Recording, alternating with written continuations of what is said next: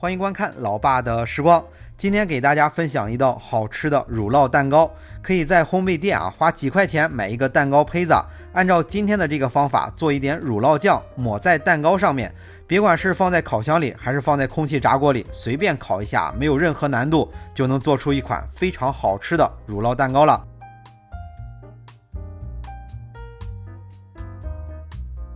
首先还是分享自己如何制作蛋糕胚子吧，因为也很久没有给大家分享如何制作蛋糕了。如果不想做直接买上几个就行。蛋糕胚子还是用戚风蛋糕的做法，是准备6个鸡蛋，大概每个60克左右。先把蛋白和蛋黄分离，放蛋白的碗要干净无水无油，蛋黄也不要滴到蛋白里。用到的鸡蛋如果是天气比较热，可以放在冰箱里稍微冰一下，微微有点凉就行。分好之后，就先在蛋黄里加入60克的玉米油，60克的牛奶，然后把材料搅拌均匀。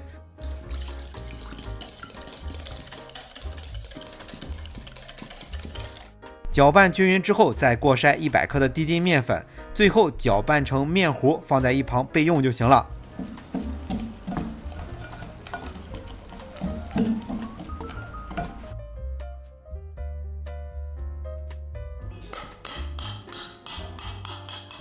接下来就在蛋白中加入60克的白砂糖，少许的塔塔粉也就1克吧，或者是用几滴白醋或几滴柠檬汁代替。取来打蛋器，先开低速防止材料飞溅，然后开高速持续的把材料打发到中性发泡。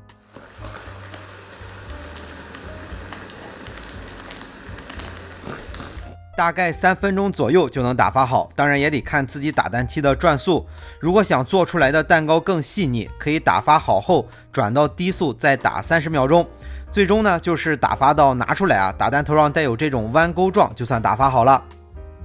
接下来就取1/3的蛋白和刚才准备好的材料混在一起，用抄底翻拌的方式把材料翻拌均匀，不要在里面瞎搅。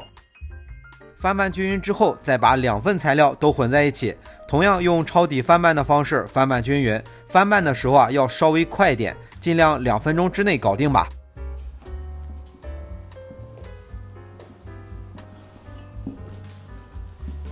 那翻拌均匀之后，就把材料倒在模具里。这些材料可以做8个4寸的，在家里做蛋糕可以做的稍微薄一点，材料就放在模具的2/3处就行，这样更适合家用烤箱来烤，烤起来也更容易把控。如果是刚开始做蛋糕的朋友，打发蛋白的手法不是很熟练，可能导致这一步材料打发的不好，不够做8个的，其实也没有关系，能做到6个以上就算成功。倒在模具里之后，就在桌子上轻震几下，排出多余气体，就可以送入烤箱了。烤箱记得提前把温度预热好。那以80升的烤箱为例，是把烤箱预热到上火160度，下火160度，放在烤箱的偏下层，就是保证蛋糕在中间烤40分钟左右。较小的烤箱实际温度受热会更高，建议烤箱每小时升温度降低10度。蛋糕烤好之后取出来，趁热轻摔几下，然后倒扣留有缝隙，把蛋糕放凉。那趁着放凉的时间来做一个简单的乳酪酱，是120克的淡奶油加入60克的黄油，再加入60克的白砂糖，8片的芝士，就是咱们吃汉堡里面加的那种，开小火把这份材料搅拌均匀，非常的简单。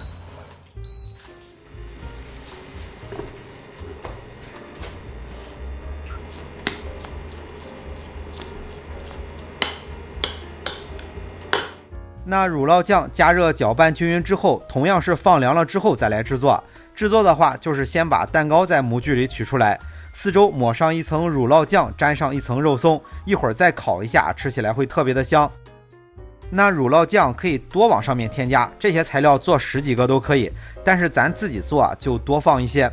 沾上肉松之后，就把剩余的乳酪酱全部抹在上面，然后随便撒点东西，比如撒上点杏仁片，就可以再次送入烤箱了。这次烤只开上火就可以了，比如调到上火160度，下火不开，放到上层烤到表面微微上色。如果是不烤直接吃也都是可以的。那还有一个更简单的方法，如果不想这么麻烦，可以只做乳酪酱，做好之后储存在冰箱里。这种蛋糕胚子在烘焙店其实很便宜的，几块钱就能买一个，买回来刷上酱，放在烤箱或者是空气炸锅里随便烤一下，没有任何难度，几块钱的蛋糕就变成了10几块钱的了，既简单又好吃。好了，为了方便大家去记，视频中所需要的材料，视频下方的备注栏或留言区有文字版的配料，有问题可以在留言区留言。大家如果喜欢老爸做的美食，记得帮忙关注点个赞，谢谢大家。那今天的这期视频到这里也就结束了，也祝大家生活愉快。